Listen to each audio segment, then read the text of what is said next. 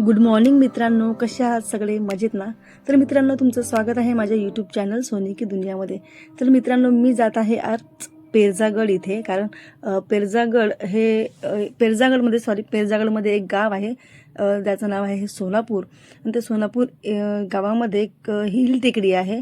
आणि ते हिल टेकडी 7 बहिणींचा डोंगर म्हणून ओळखली जाते.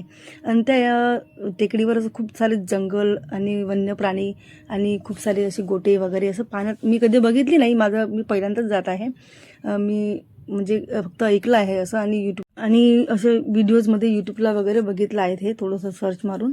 चला मित्रांनो, तर मित्रांनो, आम्ही निघालो घरून. आणि ही बघा आमची मी निघाली म्हणून घरून माझ्या मागेच निघाली. आणि ती मागे खूप दूरपर्यंत आली माझ्या. आणि शेवटी तिला नाही तू घरी जा म्हटलं झालं, ती सरळ जंगलातच जायला निघाली. बघा, ती फक्त सरळ झाडावर चढली आणि जंगलातच उडी घेत होती. मी म्हटलं कोणते कुत्रे वगैरे हिचे खाऊन टाकतील, आणि म्हणून मी तिला पटकन घरी पाठवून दिलं. आणि आम्ही समोरच्या प्रवासाला लागलो. आता मित्रांनो, ही इथं आली आमची गाडी. ही आहे आमची गाडी. आणि काही मैत्रिणी आधीच तिथं बसून आल्या, कारण गाडी त्या साईडनी आली. तर गाडीमध्ये बसून ऑलरेडी तिथं बसत सगळे इकडे. आणि आमचं घर सगळ्यात लास्ट असल्यामुळे, शेवटी असल्यामुळे आम्ही जरा लेट घेतला आम्हाला त्यांनी. आणि आमची इथं नाही का, आता फक्त आम्ही बसणार आणि आमच्या समोर पण काही लोक आहेत ज्यांना आम्हाला सोबत घ्यायचं आहे. आणि काही काकू वगैरे आहेत, काही म्हाताऱ्या पण आहे आमच्यासोबत खूप सारे. तुम्ही बघा, शेवटपर्यंत नक्की व्हिडिओ बघा. आणि आवडल्यास लाईक करा, शेअर करा. आणि चॅनलला नवीन असाल तर सबस्क्राईब करायला विसरू नका. आणि हिल्स टेकडी ही जी 7 सिस्टर म्हणून ओळखली जाते, ही कोणी बघितली आहे हे कमेंट करून नक्की सांगा मला. चला मित्रांनो, तर समोरच्या प्रवासाला सुरुवात करू आपण. तर ही आहे आमची कंडक्टर, जी पैसे गोळा करत आहे डिझेलसाठी.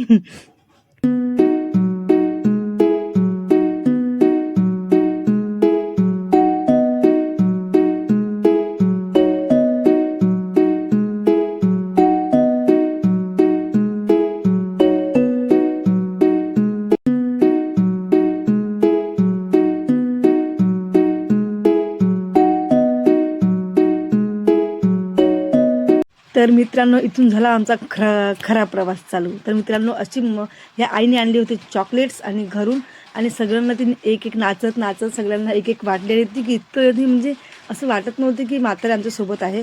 कारण की त्यांनी पण इतका एन्जॉय केला. घराच्या जिम्मेदारीतून बाहेर निघलो आणि कुठेतरी असं फ्री वाटत होतं, की काहीच जिथं टेन्शन नाही, जिथं काय घरातलं कामं नाही, काही नाही, एकदम फ्री एन्जॉय करत होते सगळ्या.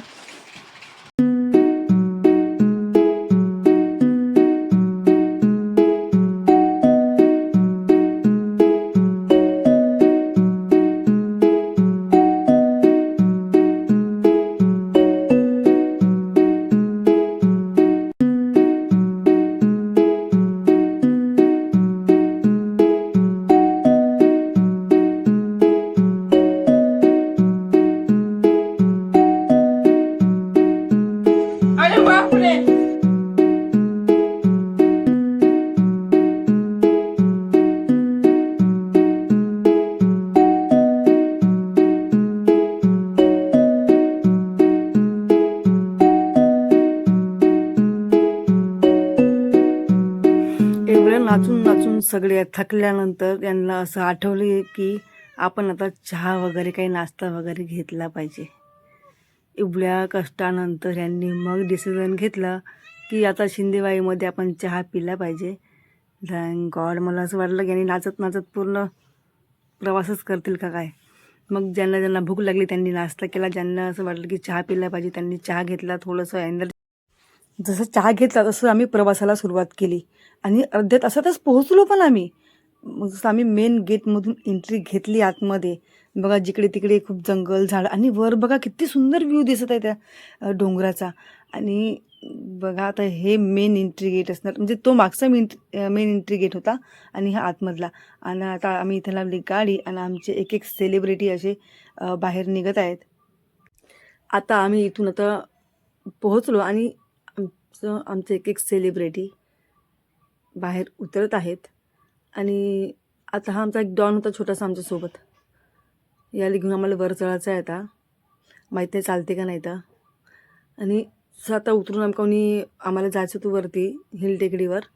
तर कोणी आम्ही पाण्याची कॅन सोबत आणली होती, तर कोणी बॉटला भरून घेतल्या आणि टिफिन वगैरे बॅगमध्येच ठेवून दिला. आम्ही बॅगा वगैरे गाडीतच ठेवून दिल्या. फक्त आम्ही मोबाईल आणि पाणी सोबत घेतला होता. मोबाईल तर बहुत अत्यावश्यक गोष्ट आहे, ती सोबत न्यावीच लागते. मग आम्ही फोटोशूट वगैरे केला. ड्रायव्हर भाऊ इथे आहे आणि असा होता तो मेन गेट. आम्हाला इथून आतमध्ये चढायचं होतं. तर म्हणजे स्टार्टिंगलाच गोटे नव्हते, अशा काही पायऱ्या होत्या थोड्या दूरपर्यंत आणि मग सुरुवात झाली आहे गोट्यांची. तर मी तर बाबा पहिले चप्पल माझी बाजूला काढून ठेवून दिली. मग इथं बघा नागपूरची काही मुलं भेटली आम्हाला. त्या आई त्याच्यावर डान्स करत आहे, मस्त गाणे वगैरे वाजत. आमच्याकडे छोटासा बॉक्स होता, त्याच्यामध्ये आम्ही ब्लूटूथ ऑन करून गाणे लावून दिले आणि गाणे वाजत नाचत आम्ही समोर चालत होतो. चालत मग आणि हो, ते नागपूरचे जे मुलं आम्हाला रस्त्यात भेटले ना, ते वरती चढले नाही, ते तिथूनच परत गेले. त्यांनी तिथंच हार मानली, कारण की आमच्या त्याने तर वरती चढणं होणार नाही असं म्हणून ते निघून गेले. मग आमचे पण पाय दुखले. आम्ही पण थोडा वेळ बसावं असं विचार केला आणि काही बाया समोर निघून गेल्या. आम्ही मग बसलोच. आता बसलोच तर रिकामं कशाला बसणार आहे की नाही. मग थोडंसं फोटोशूट वगैरे केलं. मग फोटोशूट केलं मग बसलो, पाणी वगैरे पिलं. मग आणि मेन म्हणजे आमच्यासोबत ज्या म्हाताऱ्या बाया होत्या ना, आमचा असा माझा विश्वास बसत नव्हता की ह्या खरंच चढतील वर. पण त्या खरंच चढल्या बा. आणि थोड्या वेळ वर चढलं तर बघा किती सुंदर असे मोठे दगडं बघा, किती मोठे होते आणि असं पाहण्यालायकच आहे. मला व्हिडिओमध्ये जरी असं वाटत असेल, पण जवळून खरंच पाहण्यालायक आहे, पैसा वसूल आहे. आणि इथं मला छोटासा दरवाजा दिसला.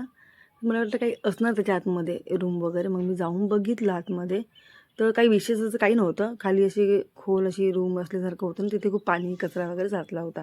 आणि बाहेरून बघा, असं झूम करून बघितलं ना, इतकं सुंदर वाटत होतं. जवळून असं वाटतं जवळून बघत आहे. आणि विशेष म्हणजे मला एक समजलं नाही की एक गोट्यांमधून पाणी निघत होतं आणि डोंगर एवढं उंच. आणखी आम्हाला वरती चढायचं आहे बरं का, वरती खूप बाकी आहे चढायचं. आमच्या अर्ध्या बाया वरती गेलेल्या आहेत आणि आम्ही मागे राहिलो होतो काही 4-5 जणी. आणि बघा इथून कसं पाणी निघत आहे, मला जवळून दाखवते मी. तिथून पाणी निघत होतं गोट्यामधून आणि मग अशा पायऱ्या होत्या, आम्हाला वरती चढायच्या होत्या. अरे आता काय सांगू, खरंच आम्ही इतके दमलो, इतके थकलो, एवढे पाय दुखले होते. आमची बिलकुल इच्छा होत नव्हती वर चढण्याची, पण आता आलोच आहो इथपर्यंत, तर हार मानायचीच कशाला. असं करता आम्ही त्या 7 बहिणींजवळ पोहोचलो फायनली. आणि मग आम्ही इथं पाया वगैरे लागलो आणि थोडंसं बसलो तिथे थोडा वेळ, पाणी वगैरे घेतलं पुन्हा सोबत असलेलं. आणि व्ह्यूज बघा वरून किती छान दिसत आहे. आम्ही खूप वरती होतो बरं का, आणि हा सगळा खालचा परिसर आहे, तरी पण इतका सुंदर दिसत होता वरून. आणि पुन्हा आम्हाला याच्याही वरती जायचं होतं.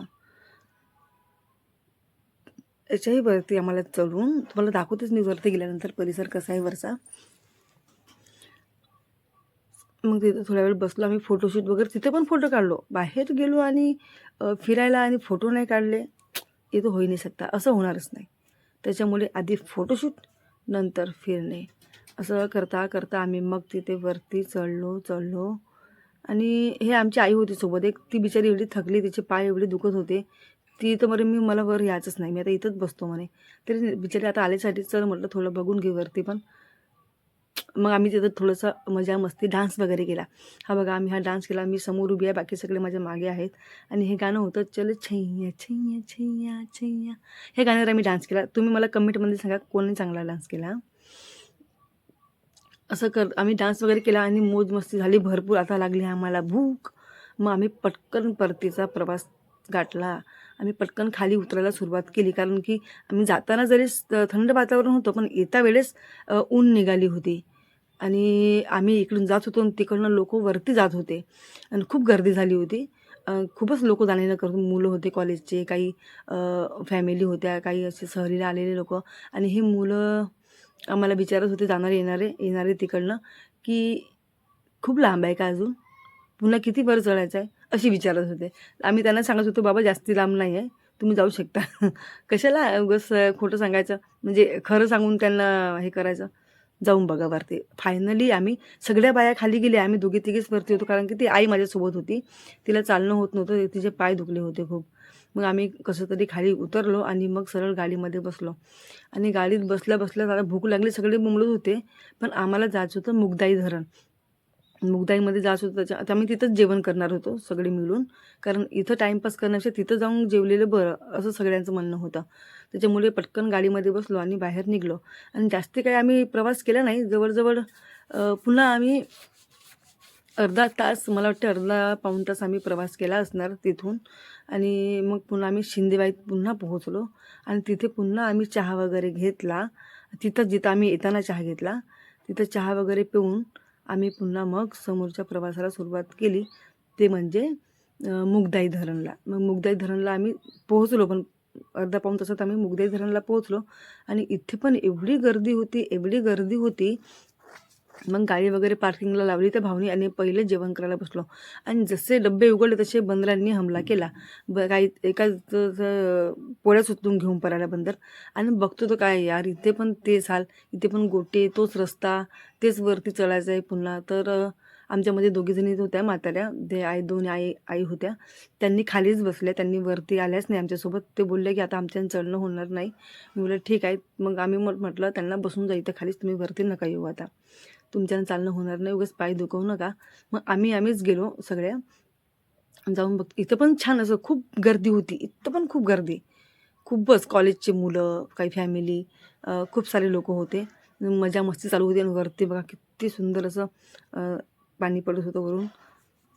हे धरण पाहताच आता इथं काही मस्ती करायला भेटली नाही, वेळ मिळाला नाही जास्त वेळ. आम्ही एवढी गर्दी होती तर आम्ही जागा करून घुसून धक्काबुक्की करत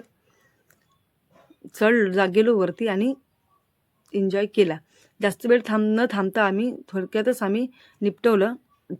आंघोळ वगैरे केली. आंघोळ म्हणजे काय, थोडंसं पाण्यामध्ये गेलं, थोडंसं तिथं एन्जॉय करायचं म्हणून थोडं ओलं झालो. आणि थोडा वेळ गाडीमध्ये येऊन म्हणजे आले आणि कपडे वगैरे चेंज केले. तसंच पावसाची सुरुवात झाली. पाऊस वगैरे चालू झाला. मग आम्ही आता काय करणार, गाडीमध्ये बसलो. आणि इथं पण जास्त लांब प्रवास नव्हता, अर्धा पाऊण तासाचा, मला वाटतं अर्धा तासाचा प्रवास असणार. आणि निघलो तर पाऊस, एवढा जोराचा पाऊस लागला. आणि थोडेच दूर गेलो आम्ही तर बिलकुल पाऊस होता निघताना, पण इकडे समोर पोहोचलो आम्ही तसं सगळं पाऊस नव्हता, पूर्णपणे सुकं. आईची वगैरे दोन्ही आया काहीच मस्त पाऊस, थंड वातावरण होतं. इतकं थकलो बरं, पाय चालू होता तरी पण पुन्हा थोडा वेळ त्यांनी एवढे थकले, एवढे पाय दुखले सगळ्यांचे, तरीही त्यांची मस्ती कमी झाली. म्हणजे सोमनाथमध्ये चालूच होतं मस्त. मला वाटतं जवळजवळ आम्हाला जवळजवळ सोमनाथमध्ये 5-5:30 कारण आमचं सोमनाथ इथं पण प्लॅन नव्हता. आम्हाला जायचं होतं घोडाझरी, फिरलो इथे, वेळेवर कॅन्सल झाल्यामुळे आम्ही सोमनाथला निघालो परत. आणि सोमनाथला नेऊन आम्ही गाडी थांबवली इथे. कोणी पाणी पिलं, कोणी आता पाणी वगैरे सगळं संपलं, काहीच पाणी एवढं होतं नाही, कारण संध्याकाळ झाली होती.